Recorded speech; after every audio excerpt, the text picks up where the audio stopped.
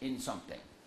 And it's a lot of it now is sophisticated enough, and there's enough of it there to actually be valuable and to challenge what people think of. The one I'm going to mention is class size, which got a lot of attention because the proposed change is to change the average from 27 to 26. The truth of the matter is that there isn't a shred of evidence that that makes any difference. All the evidence is that if you get below 20, that there's a difference between, say, 29 and 20 in a class. It does make a difference for other reasons, but what is certainly the case, now the teachers would kill me for saying this, but that is the case, that the difference of one isn't a study in the world that shows it makes any difference. Of course it makes difference to the number of jobs. With us, as head of education, I'm very concerned about it because our students won't get jobs as quickly. But the truth of the matter is, as that, similarly with early childhood education, what's really interesting about that one is that there's a lot of evidence that that's very significant in the case of disadvantage. But universal, the problem is what has happened now is that early childhood education has disappeared off the agenda.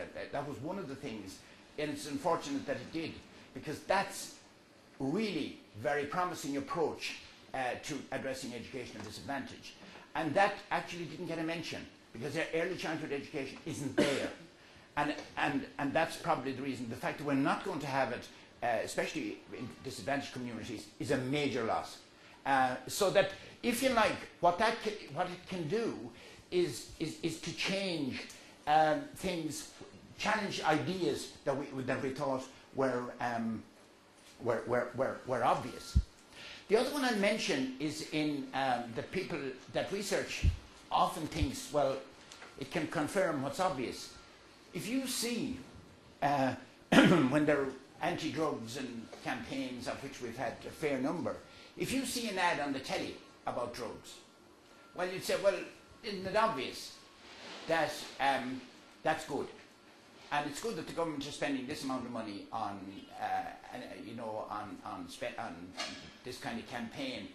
And in fact, all the research on that shows that it's useless. that money spent on television campaigns doesn't work. That it's not the way to go about it. And in some cases, that in fact it creates illusions. It creates illusions of what it's like. Quite a bit of money was spent on campaigns on heroin. And you saw this character with, dreadful teeth and so on. And that's it. Don't be like that. I got an awful surprise when I did an evaluation of a campaign in North Inner City, or a program, the Crimean Project, there, to find young people who were starting heroin, who were actually injecting heroin, were the best looking young people I'd met.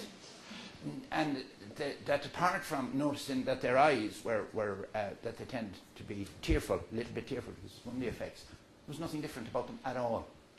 That's a shock, because what a lot of things do like that is to tell you that, somehow or other, that it somehow kind of create an illusion about something like that.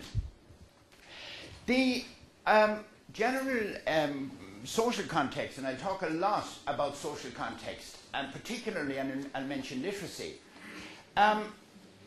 You see, what's really interesting about what we know about literacy, rather than talk, of which you have a great deal of information about the literacy skills in Irish society and how they're socially divided and so on, is how literacy works in our society.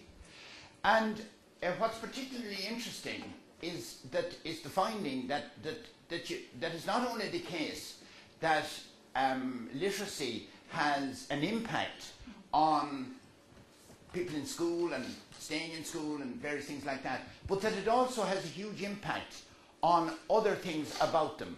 So that really